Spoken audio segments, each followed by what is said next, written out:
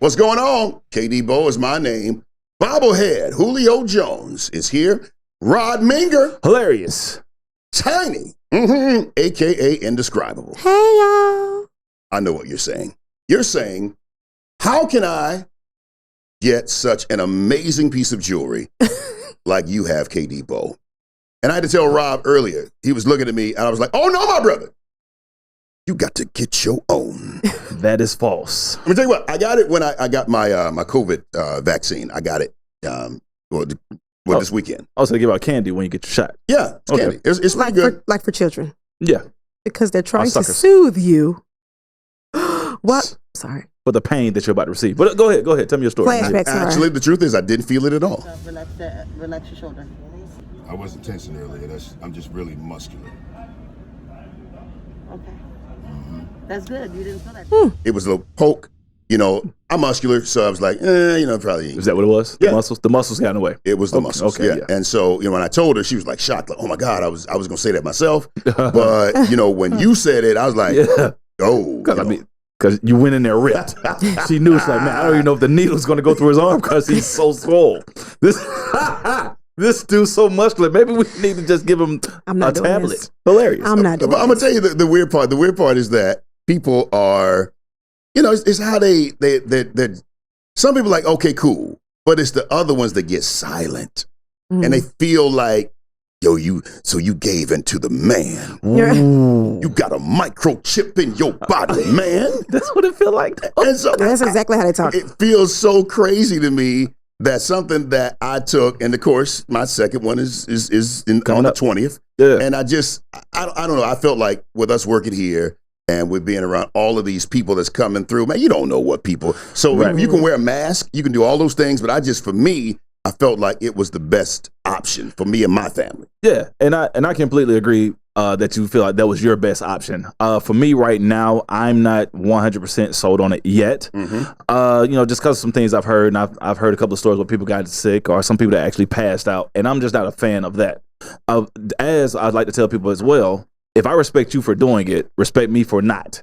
And let's stop this divisive thing where, if you're not doing it, you stupid, or this, that, and the third. Because I'm also not a fan of the flu shot. Am I throwing you off? No.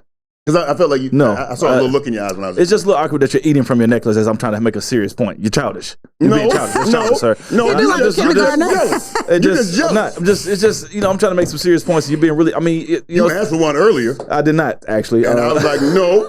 If I give you one, then I'm gonna have 1, 2, 3, 4. Sir. 7, 8. I ain't gonna have nothing but 34 more. You know what? Hand me the bill. We're going to start a daycare called Katie's Kids. But to your point, I do see what you're saying. Yeah. And sadly, I hate that. That's what it is now. It's like, this is my side, and if you're not on this side, then you're on the wrong side. And that's just not what it's an optional thing, and everybody should have the opportunity to choose their option in peace or in silence and not have to talk about it. I went to a wedding that Saturday where everybody was required to take a COVID test before they came. Yeah. Which is completely fair. If that's what you want, right? That sounds fine. But there was like 3 or 4 people there that had been vaccinated, and they were sitting and they were going around, y'all vaccinated? No, but everybody got a test before they came here. Sit down. Like, why you even stirring that conversation up? Like, just sit down. You know everybody's been tested before they came here to this wedding, so shut up. And that's me. I think my thing is that part too, but also the fact that for me personally, I don't know enough about this vaccine. I'm aware that vaccines work. I get how they work. I understand science and all of that stuff. But you haven't had ample amount of time to test this vaccine to understand what the real long-term effects may be. Today, it might be swelling and a little pain in your arm. In 5 years, it might be you're sterile. You can't have children, or, like something crazy. I don't know. I'm just saying, I'm not against getting the vaccine.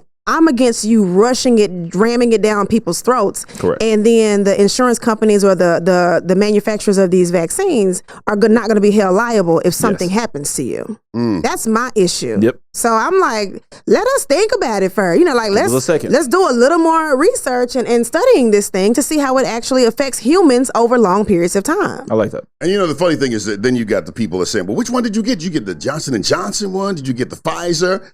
I'm like, and then like, is there a luxury vaccine that you can get? Is it one I out think there that I they don't know? have different like effectiveness they got percentages or something like Air that. Maze vaccine out here, you know, the Calvin Klein, you know what's going on here? You never know. I just don't want to be one of those things for the people that get it, and then this time next year it'll be one of those commercials. Have you or a loved one had the visor? You know, if you have, dial for this real. number. You might be entitled for compensation, even though one of your fingers fell off. Yeah. You know, so you know, and not that's that dramatic. I'm joking, but you know, I'm just saying like. I just feel like everybody needs to be entitled to their. But their haven't choice. other countries are they taking vaccines?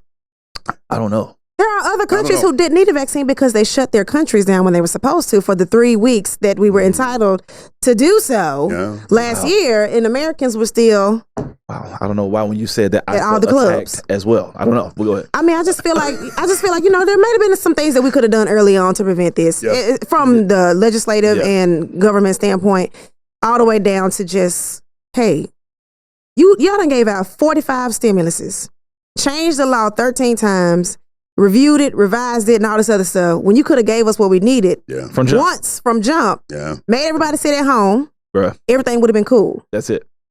Now we're getting vaccines. I don't know. I mean, I all I know is, you know, you got COVID, getting COVID, take the vaccine. The chances that you're getting COVID become. I mean, I've done the research. I've looked on it.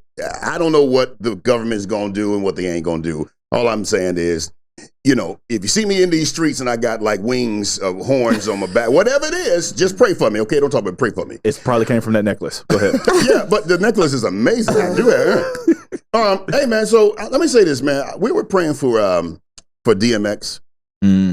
Tough situation, brother. It is. Tough situation. I think that drug addiction is one of those things that, you know, we do tend to judge people based on their addictions. We do. We don't want to say it, but we do.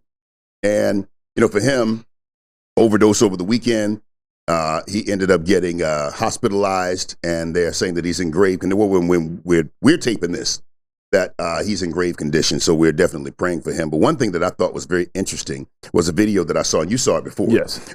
where he was talking about how he ended up getting hooked on drugs. He didn't smoke, he didn't do no alcohol, he did nothing. And so for him to now be hooked, you say, how did that happen? Right. His uncle brought him some weed. Everybody was smoking it, and he ended up giving it to DMX. And was it uncle or was it his I thought he said mentor? It's a mentor. His mentor. And he was mentor 17. gave it to him. He smoked it. He said, okay, whatever. Smoked it. He said it was the greatest feeling that he ever had. And he said, what was that? His uncle laced it with crack, and that began the multi-decade addiction that he has. And so it broke my heart when I looked at it, like really broke my heart, because he was clearly crying, and I thought about my brother. My brother was one that was like that. My uncle, he ended up giving it to my brother, and my brother said, same thing, man, opened up the greatest feeling he ever had. He had been smoking a little bit, so he's high. All of that went away. He had these feelings of euphoria, and from that point on, he was chasing that high, trying to get it. So thank God he's fully clean now, delivered, but honestly, if it were not for somebody making it, thinking that it would be funny to see you struggle like I'm struggling, that they gave that to him. And so, you know, we don't know why people get addicted or why they get caught up like they get caught up on, but you don't really know a person's story. But when you hear the stories, they all do sound similar. It Yeah. sounds like the high they get, they chase it. Like you It's said, never they as good chase- as the first time. It's never as good as the first time. And then, I don't know, it's got to be something madly strong and addictive inside it, because you very rarely hear somebody say, I tried crack one time. Like And I didn't like it, so I quit. You very rarely hear that. You've never. It's always like, yo, man, I was 5 years, 3 years, 2 years. Oh, a whole year of my life was wasted because I was doing this, this, and this.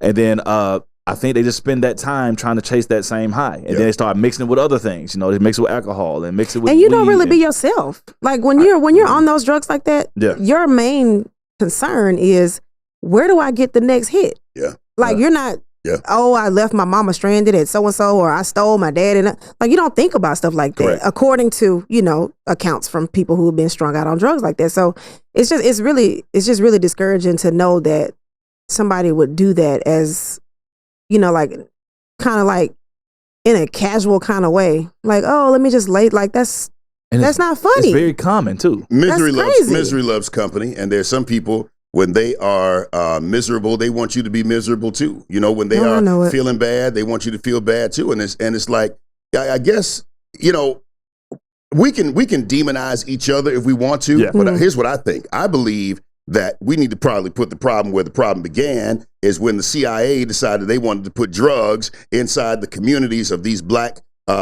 communities and what have you, and then dropping that stuff off. And now we are in this lifelong struggle of trying to pull ourselves out of this hole that was intentionally designed and created for us to be in, to feed the prison industrial system, to make us disenfranchised from our children, et cetera, and then want to say, well, hey, guess what? You just pull yourself up by your bootstraps and you'll be good. No, at some point, true, we do have to do our own thinking. You didn't give me no boots, though. Come on, we got to do our own thinking. We got to do our own, figuring things out. But let's not act like we got here by ourselves. Right. Speaking of which, we didn't even come to this country by ourselves. Come on, man. Let's throw that out there. Geographically, we ain't even here by ourselves. It was a cruise nobody wanted to take ever. So you see somebody, man, you have a little grace. Have a little grace on them, because you never know what it was that started that downward spiral. And to be fair, a lot of us really, like, one thing that I am learning the older I get is that if you, you just look at some people's lives, a lot of times y'all are one decision away from being in the same situation. Man. And it could literally, the same thing could happen to you, it could be, I might go to Chick-fil-A for lunch today, or my homegirl invited me over here, so I'm gonna just go by this kickback real quick and blah, blah, blah. And this is the situation, this is the one decision that you made that put you in the situation that sparked this downward spiral for you. So it's like, that's really why you need grace, because you're not better than anybody. That part. You just made different life decisions. Speaking of one decision away, sadly, this right here, and I'm telling you something, when they find her, let me say it up top, so I don't want y'all to get in your feelings about this one. When they find Lil Pumpkin, then I will not be given to the GoFundMe. I will not be marching for her justice because she was disenfranchised and she was wrong. Did you see the story about the Burger King customer that was waiting in line a little too long and decided she was going to say, hey, that's enough. That's enough. I don't want this no more. Yeah. And she opens fire through a drive-through window after a long wait. Burger King has to be in her top 5 best I was about to say, the food meat ever. ain't that good.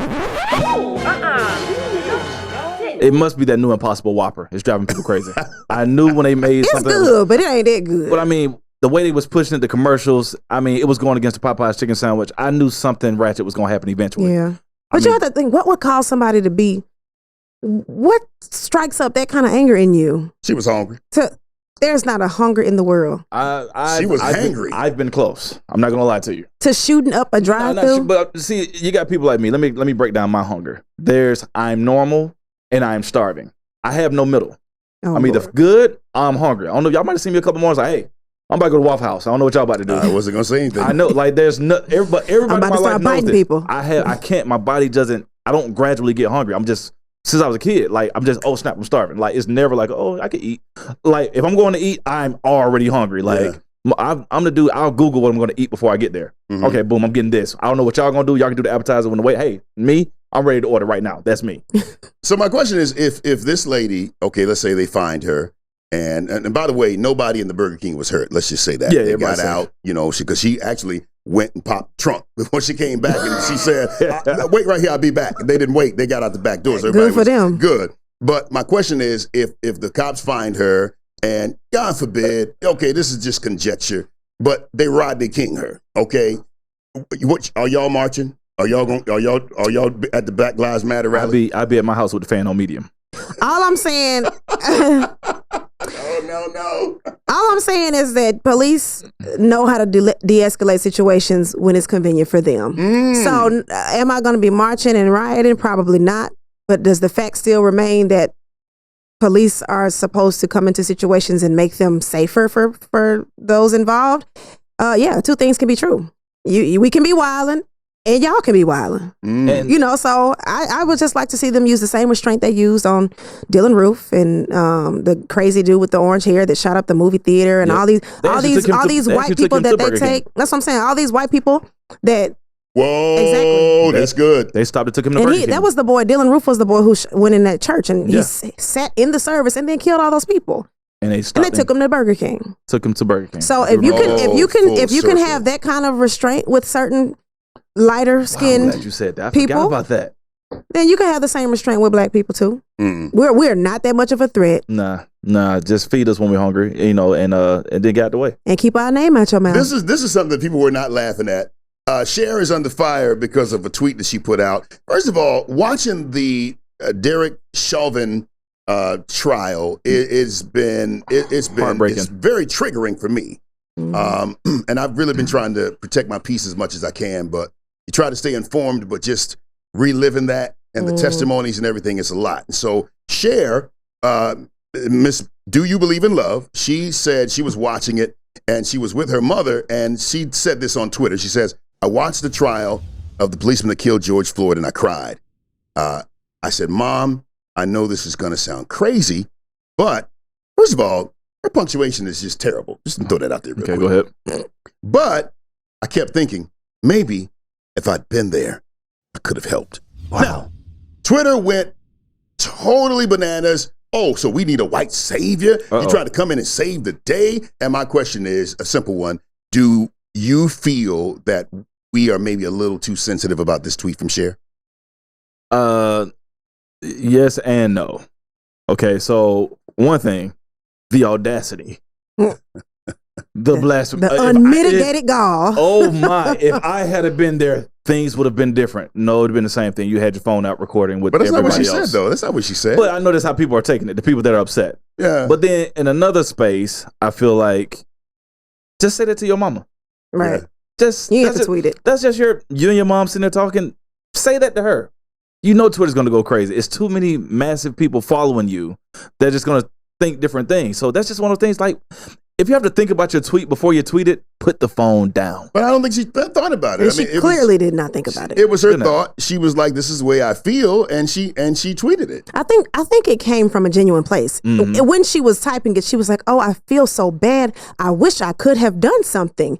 And then it ended up coming out her fingers, and it did not sound like how it sounded in her head on a tweet. You know what I'm saying? So I think, do I think we're being too sensitive? Wee bit, but I do think that we as the oppressed people in the country, I do think we have the right to say, if you want to support us and you would like to show up for us, this is what we need you to do. Because let's be clear, it ain't gonna happen without white people. It's not. It's their system. They're the ones enforcing it. Yeah. We need their help. Well, she continued on and she put another tweet. She said, wrestled with this tweet because I thought some people wouldn't understand or believe an entertainer could have honest emotions about a human being suffering and dying. Oh my gosh, it's the punctuation for me.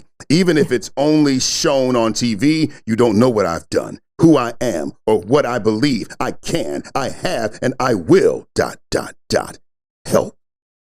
Dramatic text, Cher. Throw it out there, dramatic. That was very dramatic. And then she talked about how I got on the phone with my friend Karen. That's hilarious. Who told her what happened and realized, hey, you can piss people off and hurt them by not knowing everything. That's not appropriate to say. I know people apologize when they're in a jam, but hand to God with the emojis and everything. I'm truly sorry if I upset anyone in the black community. I know my heart. All right, so, okay, I get it. I feel what you're saying as well. To me, hey, listen, I get what everybody is saying, but to me, the challenge is, if honestly if your intention was, hey, I'm just saying what I feel as I'm watching this, and if I could have been there, could I have helped? Is there something I could have said? Maybe would they have saw me and would have paused or whatever? I don't know. But I think that when I was watching it on television myself, it brought me to tears to imagine what would have happened if I was there. It brought me to tears because I know me. Yo, Rod, Tiny, I know me. And to watch that happening, wow, boy, this is tough. It's rough. So with Cher, could we give her the benefit of the doubt that even if she said something we felt like was insensitive, can we at least look at what her intentions were? Or do we have to say, because you didn't hit the mark like we think you should hit the mark, you're wrong? And I don't know. I don't believe that I'm in that place. Nah. That's why I said it was a yes and no. When I say yes and no to a question like that, I know that I can see how both sides see it. I know the people that feel like, oh, she was absolutely wrong. She shouldn't have said that. And then on the other side, I can be like, I know what she meant. You know what I mean? Like, I'm just really logical with things like that. I know what she meant, but that's one of the ones, put the phone down. Yeah. Say it to your mama and keep it at home. You're right. I mean, there's some things you're right that you should never say And, in this case, was she trying to be the white savior, though? I think she just genuinely felt sad, and she was like, dang, I wish there was something I could do. It didn't execute like that. It just didn't come out the way she thought it would. Hey, speaking of the savior, Jesus is black. FYI, throw that out there real quick. More black people, according to Pew Research, more black Americans attend church than any other race. And so my question is kind of twofold. One specifically is, if black people go to church the most, do you feel that we are more advantaged? Tiny. It's the look, though. Do you feel like we are more advantaged because we go to church more? Or do you feel like it's pretty much it's inconsequential? I feel like I know somebody gonna come for me on this, but I feel like as a community of people, we have been kind of hoodwinked and manipulated by the church a lot. And I think that when we when we give our last for tithes and offerings, when we show up on the weekends and the children's ministry and the drama ministry and all these other things, we give ourselves tirelessly to these organizations, because let's be clear, they're organizations, they're businesses, right? And I hit a rough patch and I need some help paying my bill, and you have all these questions like, well, what about your attendance last month? When the last time you gave, you know what I'm saying? Like, bro, if I'm coming to you telling you I can't pay my rent, you think I got tithes money? And so my concern has always been, the churches will do so well in poor communities, and people keep coming in droves to support. And, the pastor's really teaching, and let's do this outreach in the community. The people in the community don't really see the growth. The church sees the growth, but the individuals, they don't see that. I think we should be clear that not every black church is one that doesn't do work in the community. I don't think. No, that's not what I'm saying. I'm saying for the amount that black people give themselves to churches in that arena, I think that apples to oranges. So you feel like we should require more from the church? I think if you want me to show up every Sunday and pay my tithes and be active in this ministry, if you want me to serve and you want me to show up for these events and these functions, yeah. Hey, what percentage you think that the church should give? I mean, if it's a nonprofit, a true nonprofit, what percentage of the church, and then you can answer, does the church need to give of what it brings in to helping people, not just preaching on Sunday, but outside of the church? What percentage you think you'd be comfortable with seeing that, hey, I can prove that I gave this percentage out? I don't know, because I don't think there's no way to prove that. I don't think that's But if you could, what percentage would you want to see? I don't know. I don't think I can put a figure to it. I feel like as long as they're doing what they're supposed to do to keep the community cool and everybody's feeling fed when they go to the church on Sunday, or like events that they have, or somewhere for the youth to be. But like you said, it is an organization. But I feel like it's an organization that's also needed. It's the number for me. I think 50 to 60%. 50 to 60% of for this organization that is deemed to be philanthropic and deemed to help people. If you can point to the fact that you gave away 50 to 60% to help people, I'm not talking about them funny numbers that the accountants come up with, 50 to 60% to help people that are even in your community, the constituents in your church, let's just say that, or at least have it in the coffers available for them should they need help, if you got to let them pass a certain litmus or whatever you do. But 50 to 60%, I think I would be like, yeah, I'm good. Towards what? Towards helping people. And you can point that, not the funny stuff, man. I'm talking about like, hey, we take X amount of dollars and we go and so this community, we take this money and we help them in whatever they need, whether it's childcare, whether it's school, whether it's backpacks, whatever it is. This money is allocated for this community and the people that are in our church. Oh, that would help the community a lot. Childcare alone, I never even thought about that. If they had childcare like for free at the church, that would be great. What about shelters? What about medical? Yeah, or free healthcare for some people. Because people will say, hey, well, why don't we? How the pastor gonna get paid? How the staff gonna get taken care of? How's this? Well, hey, guess what? I don't. Okay, help me, Lord. Help me with this one. I don't know. Are you a business or not? Do you want to be taxed or not? If you got a huge church, you know what I'm saying? you got a huge church, and 75% of what you bring in has to go to paying everybody that's on staff. What y'all doing? Maybe y'all getting paid too much.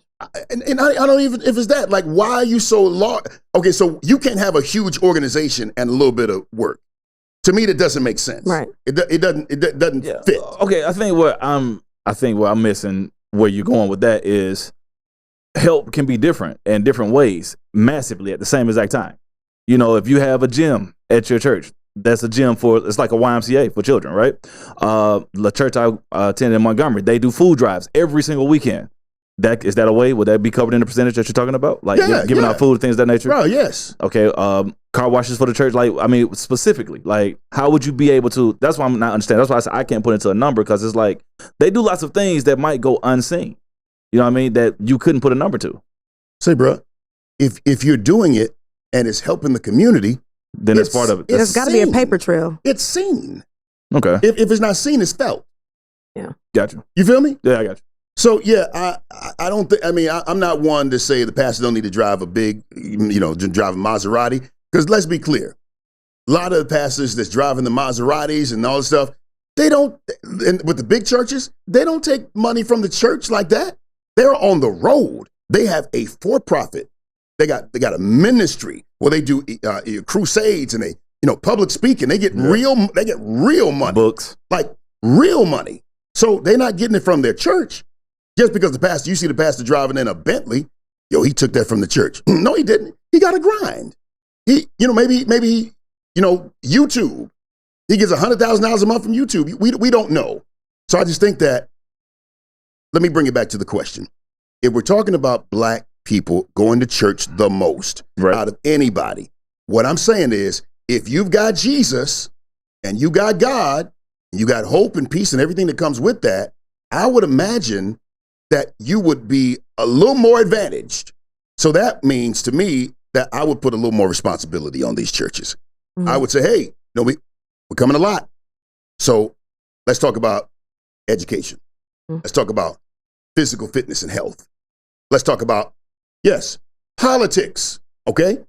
And even if we're not partisan, at least we can give understanding of what certain things is. If we're coming here that much and it's proven, then we should be able to get more from this organization than just a feel-good shout and getting quickening in the Holy Ghost on Sunday morning. Doesn't make sense to me. And I don't know why you got church on for 3 hours on Sunday and you ain't got like no outreach outside the church. Doesn't make sense to me. But hey, who am I? A wretch undone, apparently. I was about to say, heathens are us. Yeah. I'm so apprehensive about this specific story. So IFC Films has come out, and I bought the movie because it was very interesting to me. Mm-hmm. They've come out with a film called MLK FBI. So basically, this documentary is now showing some or highlighting some of the declassified files from back in the day when King was on the circuit doing his thing as far as the civil rights movement.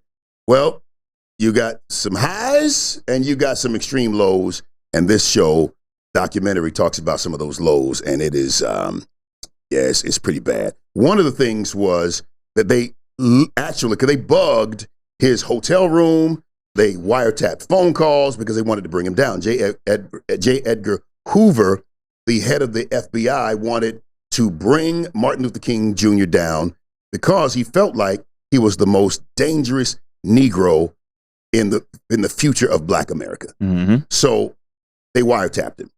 They went so far, Tiny, as to take some of the recordings that they had and send them to Coretta and let her hear him with other women. Mm-hmm. So I think that we have heard whispers of Dr. King, and his alleged ways with other women and, being whatever it is out here in these streets.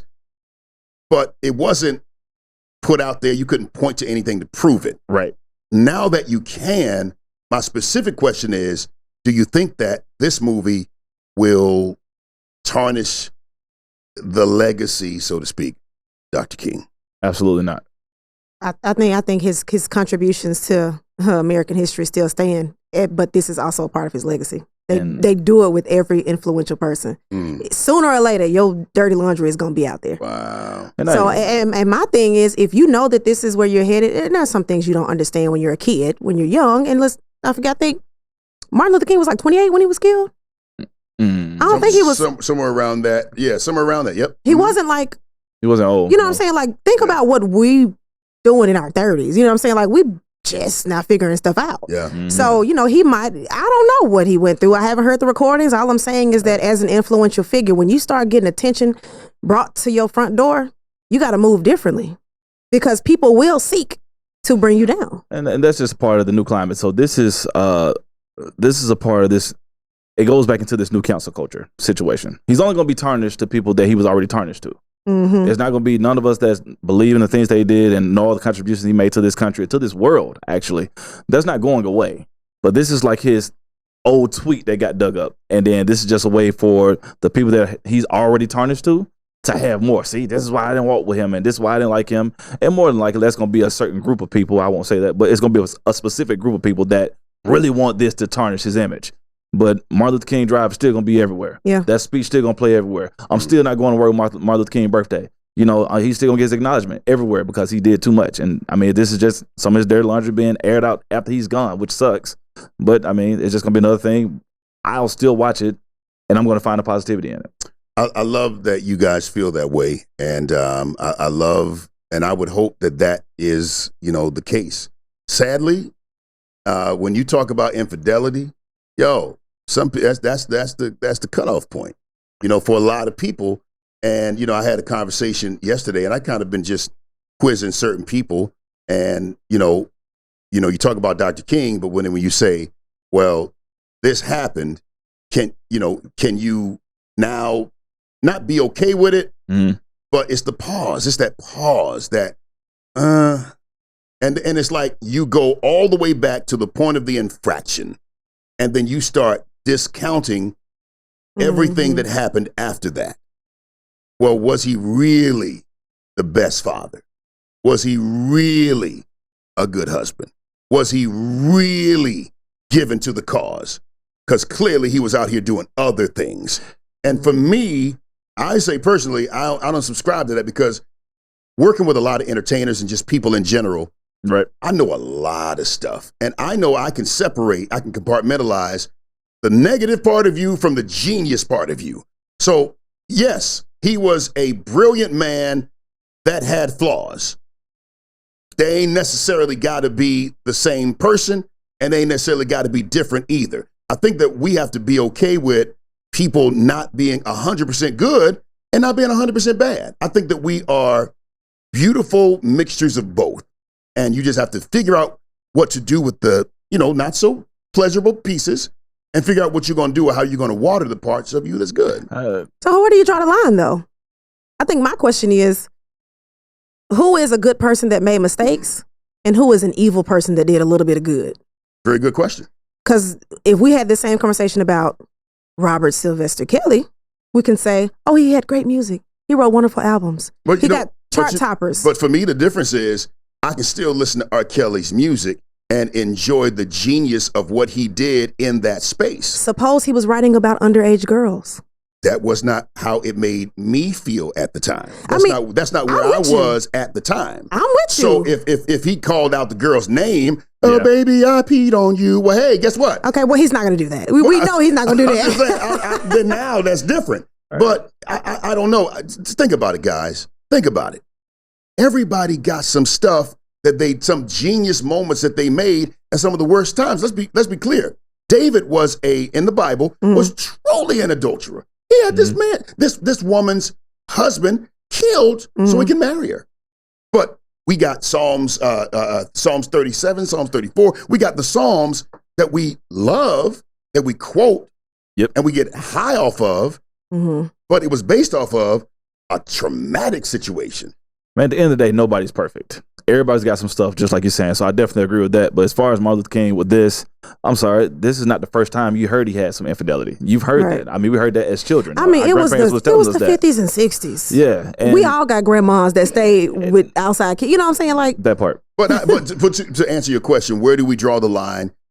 Okay, for me, I do have my big sins, little sins. Man, is what it is. We all have our things that we will say we'll draw the line in the sand. But what I will not do is say who a person is based off of an incident. If I ain't got no body of work, if I ain't got no body of work to say this is who you are, no, that ain't me, player. I ain't gonna do that. Now, if I see a pattern, then I'll be able to say, okay, that's who you are, and I'm gonna insulate myself from that.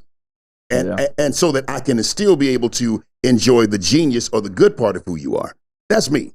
But I be with a lot of people, man. So if I get in my feelings about everything that people do, you know what? You don't like nobody. Yo, let me tell you something.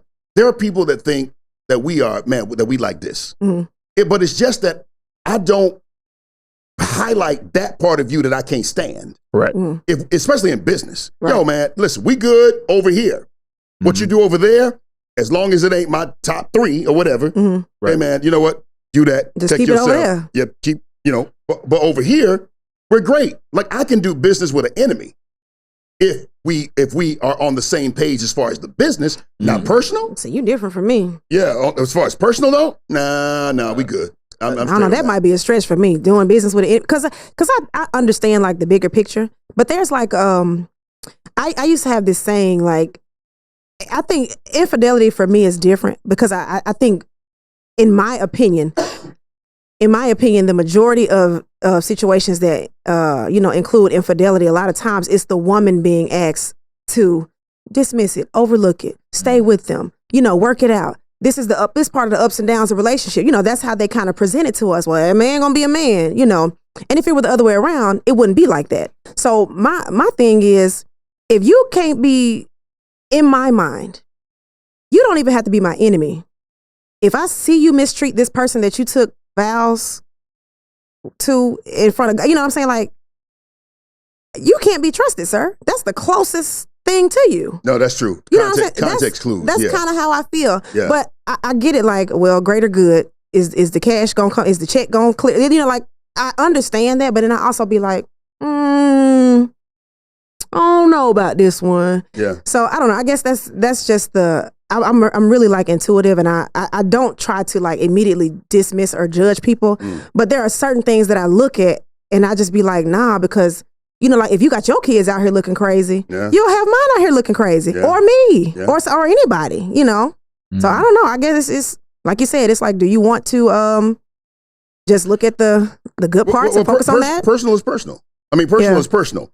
Business is business. Okay. Prime example. If you have a relative that they have a specific liquor that they drink and they get smashed out of their mind all the time, and they start beating on people and what have you, and you're like, yeah, it's right, it's terrible, right? But if went from 0 to 1,000. But if that liquor company came to you with a lucrative multi-million-dollar endorsement opportunity, do you take that check or do you say, no, you round here messing up the community with this? Well, the liquor's not the problem. The people and their decisions. It's amazing how intuitive we get. It's situational. We get real intuitive. So okay, question. And I'm saying Cisco liquor. No, I feel you. Well, you went back. So what I'm saying is, this is my question. Yeah. Do you feel like a man or a woman, do you feel like a person who would not be loyal to the person who went half on their children, the person who gives their life meaning, their soulmate, like, you feel like you could trust them in business? Yes. I've seen it happen too many times. That's scary to me. I wouldn't even want to do that. Yeah. Maybe it's different. Too many times. That's situational. I tell people all of it's situational. I mean, for instance, your parents are still together right now, right? Mm-hmm. If your dad had to do anything, I guarantee your mom wouldn't have told you. And your dad was still a great father figure to you. Well, and he raised you properly. I was about to say, I'm grown now. But I'm just saying, but in real life, but no, your dad. But no, seriously though, really, in real life, this happens all the time. And sometimes the parents just really come together. They have their communication pattern. Mm-hmm. They deal with it behind closed doors and tell nobody, not even the children. And then if you grow up and you like our daddy's girl, your dad is still a great father because that's what he gave you. Mm-hmm. He cheated on your mom. He didn't cheat on you. He didn't do nothing to you. He cheated on your mom. But you don't know what the situation was, what their communication breaks were, what their flaws were. You don't know how mean your mom is behind the scenes. I'm not saying this. I'm just talking about in general. Sure. You just never know what happens. You know what I'm saying? And then you talk about like you can't do business. I mean, but life is business. Like my dad was a cheater and he was abusive to my mom, but I still got child support every month. You know what I'm saying? I still had to go spend weekends with him, knowing these things about him. I watched him break in our house, but I still knew that's my dad. You know what I'm saying? That's him. You know, this is the guy that, you know, he got my mom pregnant, and here I am. I still owe him that he brought me to life. You know what I'm saying? So he's a bad husband. You know what I'm saying? He was. And that's the point, man. And that's what it is. It's just you're bad at that. Sometimes you're bad at relationships, but you're good at business. Or like a lot of NBA players cheating their wives. They're great at shooting the basket. Businesses are relationships, though. But I'm just saying, but they're different types of businesses. You know what I'm saying? Just like, okay, Michael Jordan cheated on Juanita. He's still one of the greatest businessmen that we know right now. He's top 50, easy. Go. But he was just a bad husband to Juanita. Terrible husband.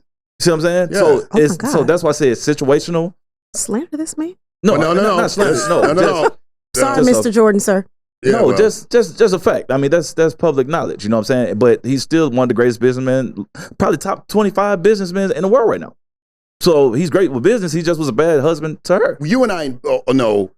You and I know. All of us know. It's not that she didn't care. Come on, this is your boo. This is your baby dad, your husband. Of course you care. I think that what she was able to do was compartmentalize, and you know, no disrespect to the King family, man, at all. Y'all hear me? But I think that she was able to compartmentalize it to say, yeah, you're not good, or whatever titles you want to put on it in this area, but the world still needs you. And what I'm going to do is I'm going to support however best way I can. And even if your support was not to blast his infidelities to the rest of the world, because the rest of the world needed to see him in a certain way. And I think that a lot of things we are impacted by is stuff that, quite frankly, was none of our business. Yep. And that's it was none of our business. Should have known. And honestly, if you didn't know, you would have still been just as impacted by it. I feel like now we feel like in the information age, we have a right to know. Mm-hmm. And if you feel like you have a right to know something, then you keep digging and digging and digging and digging and digging to your own detriment. And sometimes what you got isn't necessarily what you thought you wanted, or we just got to be careful about getting as much information as we feel like we want. Now, to your point, where do you draw the line? You got to figure that out for yourself. All of us do. Yeah. We got to figure that out for ourselves. I mean, there's some things I'm going to draw the line with, and some things I'm going to get some help drawing the line with. You feel me? But overall, I think that what we should do really is understand that everybody got something, and you decide if you want to be involved with that something that person has, or if that something is bigger than the good stuff. Or if you say, well, you know what, if I can isolate myself from that, you know, you smoke crack, don't you? Okay, well, hey, guess what? You don't smoke crack over here. So if you're smoking crack over there, my brother, hey, I don't know what to tell you.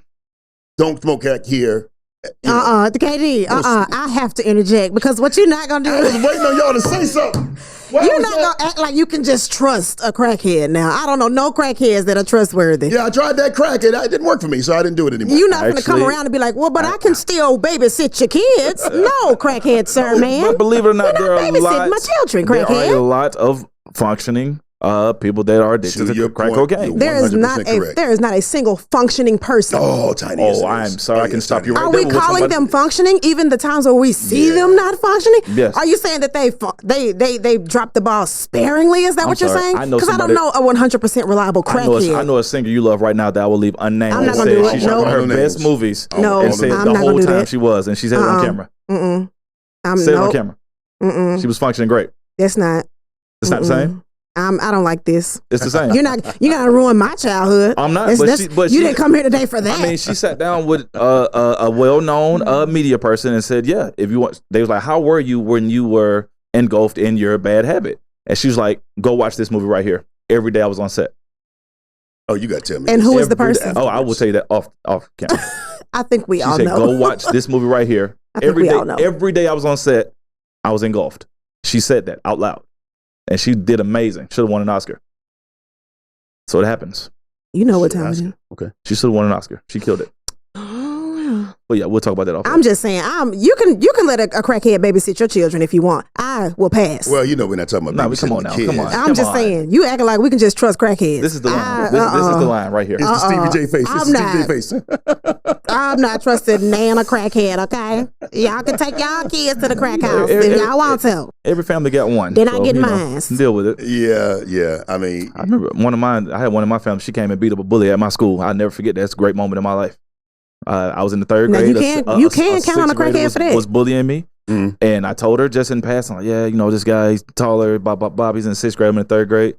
She's like, what time y'all get out of school? I was like, about 2:45. So, okay. That's all she said. As she was smoking a Newport 100. I remember it.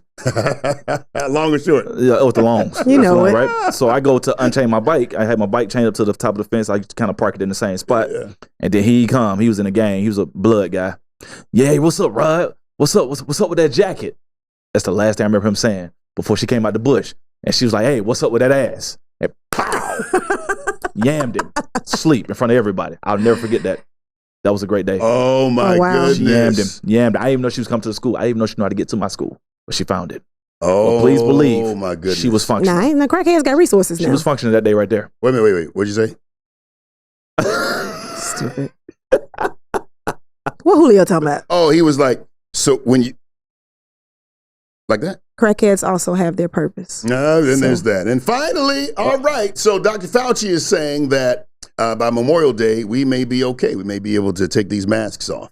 My specific question to you folks today is, y'all gonna take y'all masks off on Memorial Day? Not at all. It's too many people sneezing. It's pollen, hay fever, yellow fever. Why you bugging? The truth is, I have gotten so used to not having to deal with that pollen because of the mask. I'm gonna rock my mask. I'm keeping mine. It had its advantages. It definitely helped in the wintertime when it was cold. It was like, we should have been doing wearing this. masks, right? In the wintertime, it was the greatest, except if you wear glasses. It's a nightmare. But yeah. It's a whole nother story. But yeah, that was my helpful thing with the mask. I'm like, man, just cover my nose, my mouth. I'm cool. Yeah, they're always trying to open stuff up a little early, and I'm like, I'm okay.